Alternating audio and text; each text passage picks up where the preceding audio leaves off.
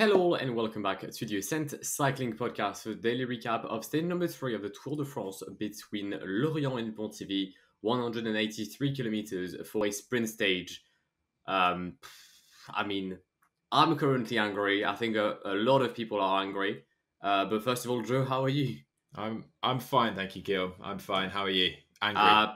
Yeah, I'm angry. I mean, I personally, I'm fine, but I'm angry because what we just saw was a recipe for disaster.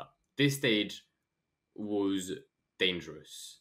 And before we get into the details of the stage, we have to congratulate one team, Alpecin Phoenix. Invited team on this Tour de France. Yesterday won and took the yellow jersey. Today ends up finishing with a 1-2 win by Tim Merlier ahead of Jasper Philipsen. Tim Merlier, the man of the first sprints on the Grand Tours. Giro first sprint, he's won it. Tour de France first sprint, he's won it. A very, very solid performance by the Belgian side. I believe joining him on the podium, I think, is Nasser Bouhanni. But a sprint and the final 15 kilometers were completely out of order. They were. I mean, we had narrow roads, firstly, in Brittany, very narrow roads. We had kind of this rolling terrain in the final 15K to about 7K to go. And everyone knew with about 7K to go, the road would swing downhill and we had a descent into the final 2 or 3K. And I said yesterday there would be a kind of rush for position at the top of that climb. But when you have narrow roads and you have literally every team with sprinters, GC riders, all needing to be at the front, it's a recipe for disaster on a descent like that. We've seen a few abandons today for sure. We've seen sprinters wiped out, not having a chance to go for the stage win. We've seen all sorts of chaos. We've seen GC riders on the deck, GC favourites on the deck, and not a good day for the Tour de France as a whole for sure. At all, not at all. And the stage had already started with an incident early on, a crash involving Geraint Thomas, Tony Martin yet again, and Robert Hessing, forcing Robert Hessing out of the Tour de France. I believe Geraint Thomas had a dislocated shoulder. I mean, apparently it got fixed during the race, but you will have some physical scars over the next few days. Tony Martin just completely unlucky. I mean, first of all, he hit the sign in stage 1. He falls today. And then you would have expected him to be protecting Primož Roglič in the final 15K. Because as you said, every single team wanted to be at the front. And you cannot share such a narrow road with 22 teams. Every single leader or sprinter that I had heard this morning had said, the plan is to be at the front in the final 20K, because if you're not, well, you've basically lost the stage. And sadly, it created a lot of incidents. At first, we had Miguel Angel Lopez crashing on the side of the road with, I believe, Valentin Madouas. They wanted to do some cyclocross, some CX on the side of the road, and fell. I think Miguel Angel Lopez then got the back of someone much taller than him, which was quite funny to see, but he did lose a fair share of time.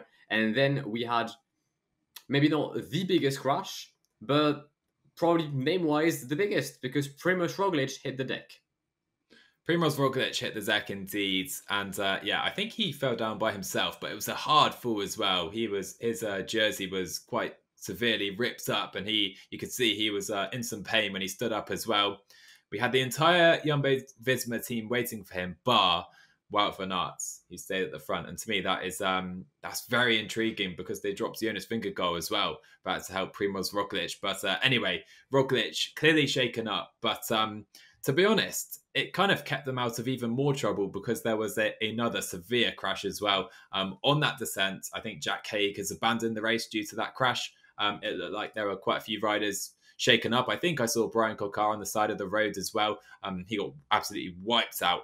Quite a few riders as well. It was a recipe for disaster. You could see that corner, downhill, narrow roads. There was no way the peloton at that stage of the race were getting around that corner entirely safely. So just a disastrous day. We even had Geraint Thomas as well, not really related to the parkour, but 100k to go, or even more. Geraint Thomas was down as well, like you say, and the dislocated shoulder. I think that shouldn't be too bad an issue, because he's avoided a fracture. So I do feel that Geraint it's not his Tour de France over just yet. But yeah, I think we're looking at just a handful of riders who've really come through this stage completely unscathed.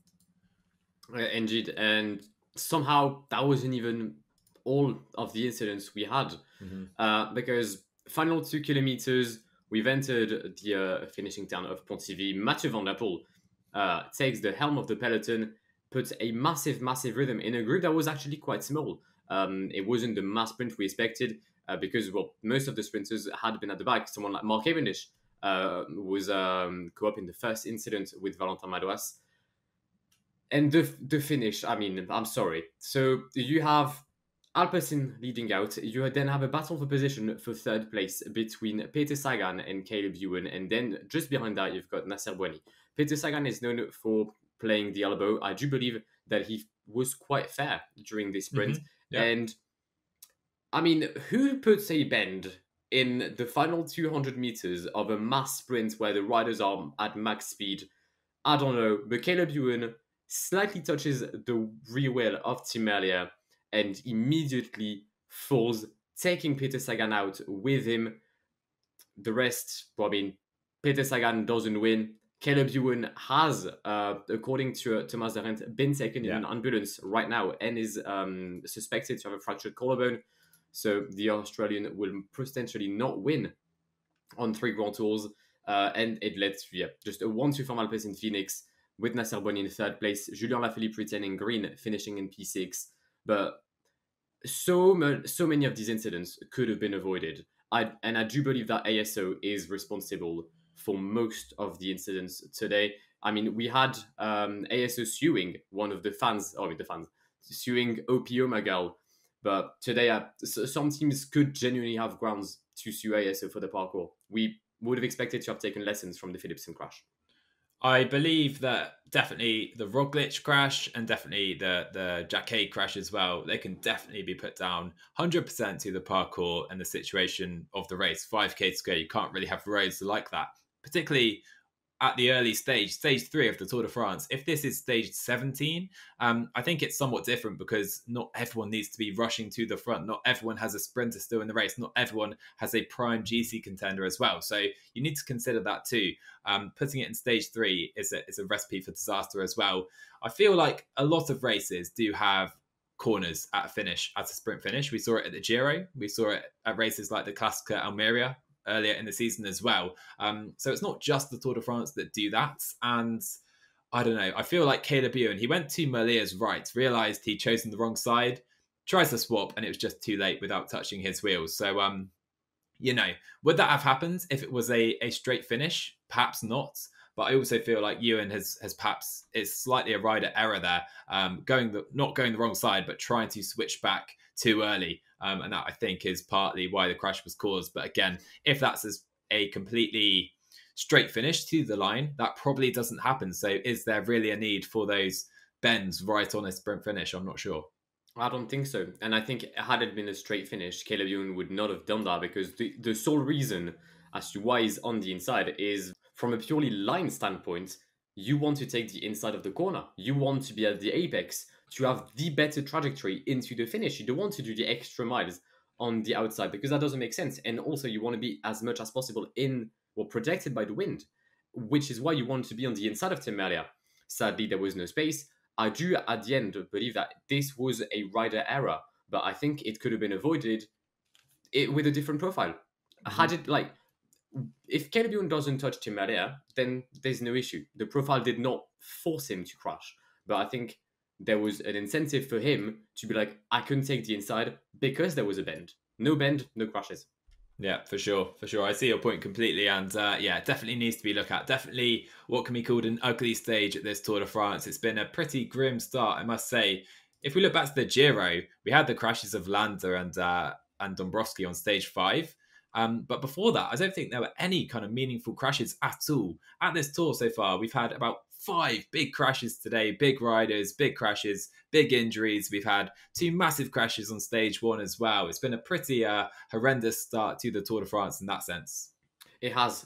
And I believe it was, I think I've quoted that on the first podcast, but Perito had said that if the Tour doesn't start with the time trial, there's always a lot of crashes in the opening stage, and that is true, and it's carrying on because, I mean, I wouldn't say sadly, but Brittany as a region is a region with very narrow roads because that's how the geography of the land is, and it can offer for some great racing. However, when you put 182 riders who all have a purpose in those narrow roads at very high speeds in corners that you can't take at those speeds, it creates an element of danger, and there's always danger in cycling. All right, the riders know it, but I think you need to try and limit said damage. And I'm literally reading what Marc Maduel said, the DS of FDJ. I'm going to translate it, but he said that he is a father and he does not want to see his kid ever touching a bike with those kind of parkour, because what the what ASO wants right now is death. Yeah, it's not safe. It's not safe, and I'm pretty certain that Mathieu was angry, to say the least, incessant. I think when he said those words on French TV. But anyway, we're recording this about 10 minutes after the stage, so we're not exactly sure what the damages are. We know Jack Haig has abandoned. I'm 99% certain, Guillaume, that Caleb Ewan sadly will be abandoning the Tour de France today as well, based on those images at the end. Hopefully there's no one else. But yeah, we're not sure exactly who's going to step out of the Tour de France today. We're not sure on the condition of riders like Primoz Roglic. So all we can hope for is that the race can go on and as many riders as possible have got through today without having to abandon and suffer for the rest of the Tour de France. Absolutely. One last thing, as you said, we're recording very shortly after the stage. It had been said that some riders had asked the direction to have the times being neutralized after 8 kilometers and not 5, as we usually see.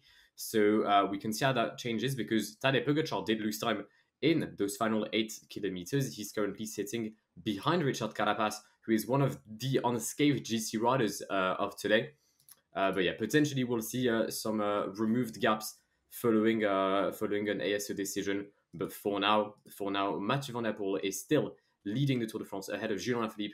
Richard Carapaz jumps up to P3 with Wout van Aert and Wilco Kelderman wrapping up the top 5. Pogacar 39 seconds down. Primoz Roglic 1 minute and 35 down. Yeah, so I only think we have a couple of GC riders who managed to finish at the front of the race on a sprint stage, which is crazy to say. And I want to bring it up again, Guillaume, because Wout van Aert was a rider not brought back by Jumbo-Visma. I think, if you drop Wout van Aert, you get closer to the front of the race with Roglic, right? So would have made sense to do that. And especially when you have Jonas Vingegaard as well, to choose to drop him rather than Wout van Aert, I think is very telling in their plans. If Roglic isn't leader, it looks like Wout van Aert could be their man to try and get a GC result here, which is quite exciting if you ask me. I thought it'd be a pure domestique kind of for Roglic. So that's an interesting point to take from this stage of otherwise horrors, I guess. 100%. And regarding Jonas Vingegaard, what was interesting to see that Primoz Roglic finished with Jonas Vingegaard's bike. So I do believe that he gave it to him. And also, according to Jumbo's Twitter, Vingegaard was caught up in an incident. Mm-hmm. I don't know which one, but apparently he got caught up in an incident. And also from a safety standpoint, I don't know if dropping Wout van Aert would have been a very safe decision in those roads. There was no way to go, and you could have created a bit more crashes. You could have dropped him had you wanted to, but then, it's Wout van Aert. He could have potentially tried to go for the stage. He had said this morning that he wasn't his aim. However, if he's the only one in the peloton, he might as well try to do so. He didn't. But I don't see him as the co-leader of Jumbo-Visma. I just doesn't feel like Jumbo had the nerve to maybe bring him back. Mm-hmm. Yeah, so a rider who got through today pretty well was Wilco Kelderman. I think we've seen him avoid the bad luck he's usually been struck with so far in his career. Enric Mas as well was only 14 seconds down. And looking at Movistar, Superman Lopez is almost 4 minutes down now in GC compared to Mas, who's 40 seconds down. And you have to consider at this point, you can't really lose 5 minutes in the first 3 stages of a Grand Tour and hope to win it. So I think they might be going for Enric. I think it's been. I think Miguel Lopez's hopes are done. Movistar has been unlucky. It has to be mentioned. They've lost Marc Soler in the first stage. Valverde has lost 5.5 minutes on the first stage. After 3 stages, Miguel Lopez has never been able to finish with the first group. They've had a very bad run of luck. Thankfully enough, and I'm touching wood. I mean, currently my desk is made of glass, so it's not wood, but I'm still touching wood in an imagery. That Enric Mas doesn't have any issues, because their tour has been very, very, very unlucky. All right, final detail of the stage before moving on to the preview.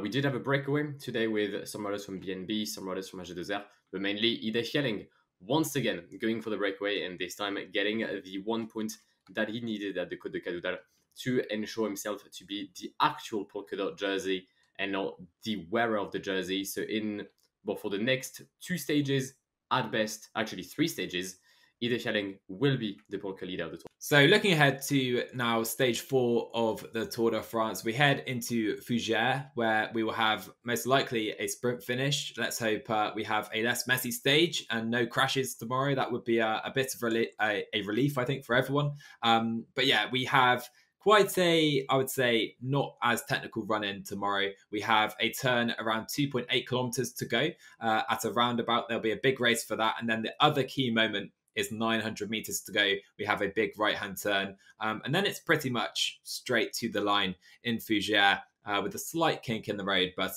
shouldn't be too severe. So hopefully we have a more kind of simple, basic parcours with no crazy downhills in the final 5K. And hopefully, at least, Guillaume, we avoid crashes tomorrow. I mean, we can only hope. We can only hope. You can never know when there'll be crashes or not, but I think this parcours is a bit less treacherous than today's, and I think we will have a mass sprint. The question is, which casualties will we have? Because, I mean, Caleb Ewan is most likely out, but some of the sprinters, like Arnaud Demar, for example, sure, is still in the race, but he did crash. We'll see how that affects him. Are we going to see another masterclass from Alpes and Phoenix? There are a lot of questions, but hopefully we'll have an actual sprint. Moving on to the final part of the podcast with our predictions ahead of tomorrow's sprint stage between Redon and Fougères. Fougères, which has hosted the Tour de France quite often, actually, and the last win was in 2015, I believe, with Mark Cavendish raising his hands. Will he raise them again during tomorrow's stage? I'm not so sure. However, I do have the Brit to finish on the podium. He will be in 3rd position of tomorrow's stage. P2 will be for today's winner, Tim Merlier, and it will be Arnaud Demar taking the honours in Fougères, getting his win on the Tour de France.